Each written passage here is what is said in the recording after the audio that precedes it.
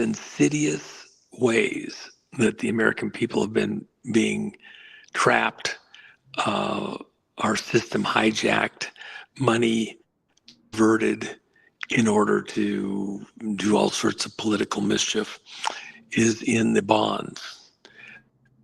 Fire district bonds, school district bonds, road projects, high-speed train in California, the monorail up in Seattle. These bonds and then grants of money being diverted from the bond issues illegally. That's about to get a whole bunch of attention. And probably realistically, a month out before it really gets where it's going to. But billions and billions and billions and billions and billions of dollars in taxpayer money being hijacked, scooped off of this bond money that everybody that has property has to pay, being exposed for the frauds that are going on in there. Oh my gosh, you aren't going to believe what's coming. And it's going to affect the political machine in ways almost nobody can anticipate right now. I mean, I just went through it again over the last few days with the legal stuff that's coming. And money is the mother's milk of politics. So while you're looking at donations and Soros and all sorts of other things, what pales all of those donations is the bond money, because the bond money is what's running these law firms and the unions of, whoever does the projects gets the projects based on, government decisions and allocations and all that, project managers, program managers and all that. Consider the guy out in Iowa, who was the school superintendent. Everybody's heard about this. And he wasn't even a U.S. citizen. Now think about that times 100, times 1,000. You're about to get your mind blown by what's been going on and why people like that. His wasn't as innocent as at first it would appear. The reason that was exposed is because that was peripheral to another project looking at these things in other locations. And it was decided to provide that information to target that particular individual without blowing other similar projects going on in other places in the country. You're about to see more of just that. Many of them orders of magnitude worse. And remember this, while you're all excited about he is an illegal, got to this high position with false credentials, etc. In his position, he had certain legal and signing authority for asking for and directing where school bond money goes in the largest school district in Iowa. Wow. Or Ohio. So within that context, now think of many others. If you're a taxpayer, if you have property, and you have to pay a bunch of money out, who's, regulating, funding, controlling that? The law firms, all sorts of little things that you don't fully realize. Within the country of major cities, the working number right now is that 15% of all the bond money is being routed illegally.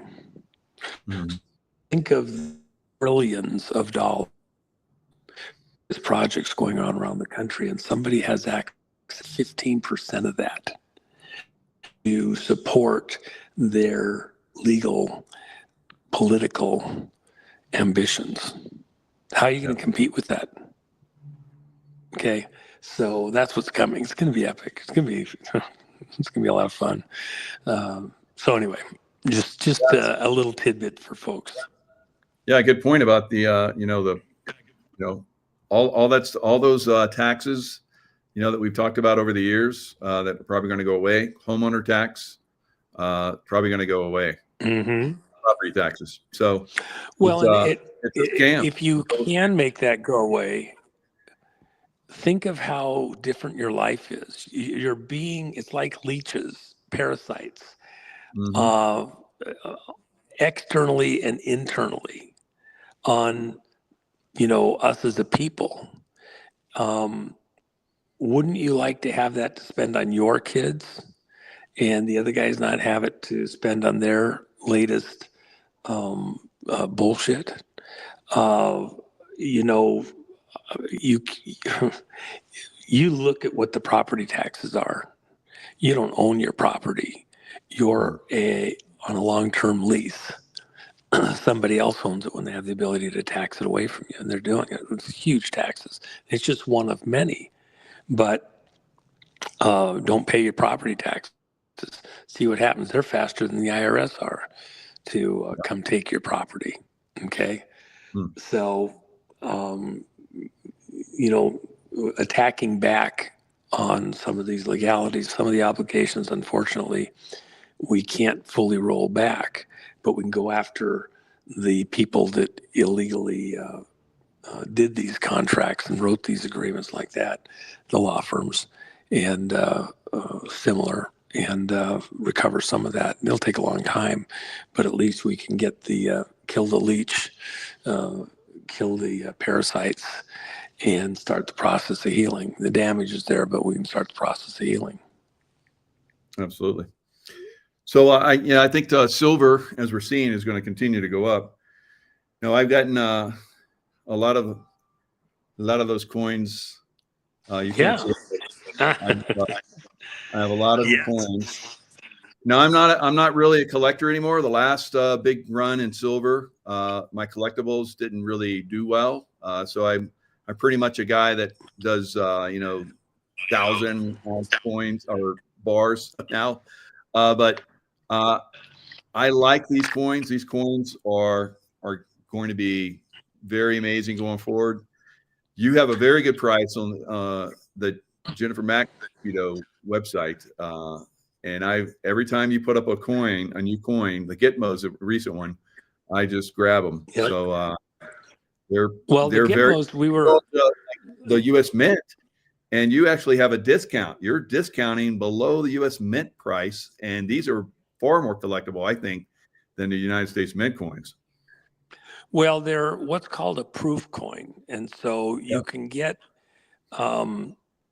uncirculated or just the regular stuff, and you're getting it for significantly less.